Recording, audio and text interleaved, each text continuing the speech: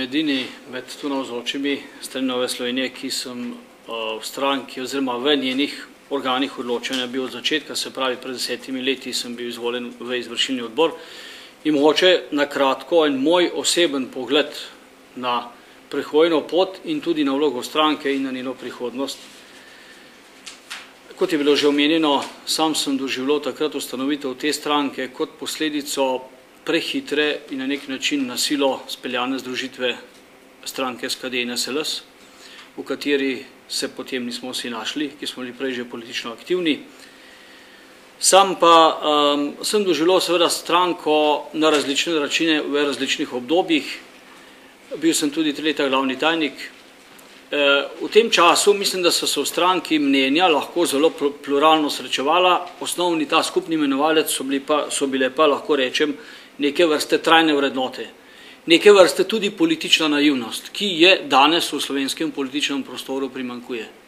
Nekdo mora biti idealist. Če je vse zgolj pragmatično, potem politika zgubi humus, zgubi človeško noto. In mislim, da je prav to vlogo odigravala naša stranka vse do sedaj in da je nujno potrebna za nadaljni razvoj in vzpostavitev vsej minimuma trajnih vrednot v naši družbi. Naša stranka, oziroma taka stranka, kot je naša, mora nujno ostati aktivna in živa v slovenski družbi. To kaže tudi trenutna situacija. Nova Slovenija dejansko ta trenutek, ne glede na to, da ni v parlamentu, poskuša na druge načine biti plat zvona pred nevarnostjo, da nam dejansko razpadejo osnovne strukture, ki držijo neko zdravo vzdušje še v tej družbi in tudi v državi. Mogoče en kratek komentar, ki vidim, da je nujno, da poseže stranka, ki se mogoče nekoliko naivno in idealistično zavzema za trajne vrednote, med kateri bi predvsem izpostavil pravičnost. Pravičnost danes postaja vrednota, ki izgublja v praktičnih potezah te politike praktično vso vlogo. Če pogledamo samo 3 zadeve, s katerimi se vlada ne ukvarja ali pa ukvarja ta trenutek in nič drugega ne počne, kot deli Slovence na nove delitve. Pokojninsko reformo, če pazljivo preberete, ta bo razdelila Slovence na rojene pred letom 1960 in na rojene po letu 1960, nekateri bodo bistveno boljšem položaju kot ostali.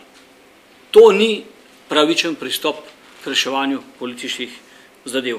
Ravno tako zakon o obdavčitvi nepremičnin. Ta zakon bo šel v izvajanje v trenutku ene največjih socialnih stisk, ki jih doživljamo v zadnjih mogoče 30-40 letih v Sloveniji in nima za osnovo nobenega ugotavljanja izvora premoženja. Menimo, da je nujno hkrati z uveljavitvijo tega zakona sprejeti tudi zakon o ugotavljanju premoženja. Znašli se bodo pod isto mero, na isti tehnici ljudje, ki so garali po 20 let za to, da so si zgradili hišo, ki so dali hipoteko na vse svoje premoženje in imajo pufe, po drugi strani pa tudi ljudje, ki so si pridobili nepremičnine z raznimi špekulacijami, v prejšnjem režimu še mnogi, tudi na račun investicij, ki so bile državne investicije, se veste, kako se je to delalo v preteklosti, malo betona tja, malo betona pa tja, malo cementa tja, malo cementa tja. Po drugi strani pa tudi vemo, da imamo danes eno elito, ki ogromno kupuje nepremičnine v sosednji Hrvaški konkretno, pa ne samo nepremičnine še kaj drugega.